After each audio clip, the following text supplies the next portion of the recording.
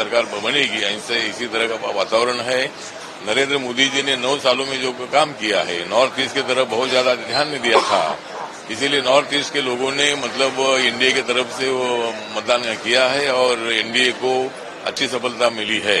लेकिन उसमें मुझे ज्यादा खुशी एनडीए को सफलता मिली ये तो ही है, लेकिन मेरे पार्टी के नागालैंड में 8 उम्मीदवार थे, उसमें से 2 उम्मीदवार चुनकर आए हैं और 3 उम्मीदवार हमारे सेकंड में रहे और बाकी के उम्मीदवारों को भी अच्छा वोटिंग मिला है। तो नागालैंड में जो 2 जगह पर हमारी जीत हुई है, तो हम वहां एनडीए को सपोर्ट करेंगे और मैं 4 तारीख को जेपी नड्डा जी और महामंत्री संतोष जी को मिलने वाला हूं, अमित शाह साहब को भी मिलने वाला हूं और रिपब्लिकन पार्टी को सत्ता में भागीदारी मिलनी चाहिए। इसीलिए हमारे 2 कैंडिडेट जो है वो एनडीए को सपोर्ट करेंगे और वहां सत्ता में भागीदारी के लिए हम कोशिश करेंगे। महाराष्ट्र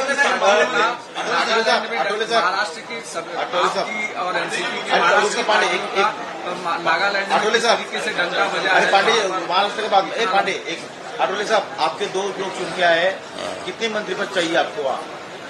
मंत्री पद चाहिए, 1 मंत्री पद चाहिए, मतलब 2 हमारे कैंडिडेट चुनकर आए हैं, तो उसमें से 1 को मंत्री पद के लिए हम कोशिश करेंगे।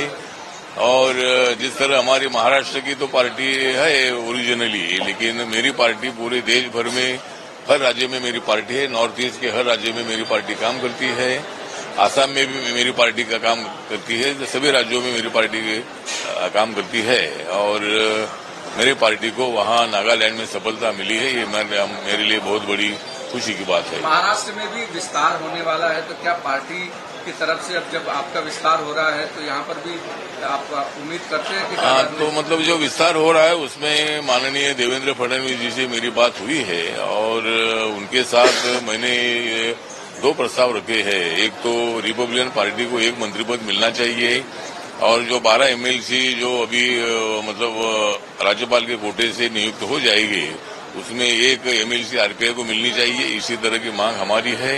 तो उस पर जरूर विचार करेंगे, ऐसा आश्वासन देवेंद्र फडणवीस जी ने दे दिया है। 2-3 बार उनके साथ मेरी बातचीत हुई है।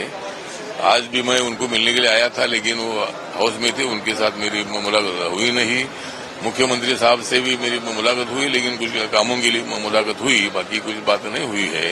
लेकिन और भी मैं उनको मिलूंगा और आरपीआई को सत्ता में भागीदारी मिलनी चाहिए। जो महामंडल है उसमें भी आरपीआई को 2 या 3 चेयरमैन पद मिलना चाहिए और बाकी की जगह पर भी सत्ता में भागीदारी मिलनी चाहिए। आठवले साहब, यहाँ पर 1 सीट जीत के आई, हार गए, चिंचवड़ जीती, कस्बा हार गए। हाँ, तो कस्बा हार गए, हार जीत तो होती है, मतलब हमारी हार बहुत ज्यादा हार नहीं है, मतलब 11-12 हजार से हम मतलब उधर मतलब कस्बा में हारे हैं। लेकिन हमको विश्वास था कि कस्बा की सीट चुनकर आएगी, लेकिन उसमें हमको हार का सामना करना पड़ा है। लेकिन ठीक बात है, हम तो लोकशाही में जो जनता ने कौल दिया है उसको मान्य करते हैं।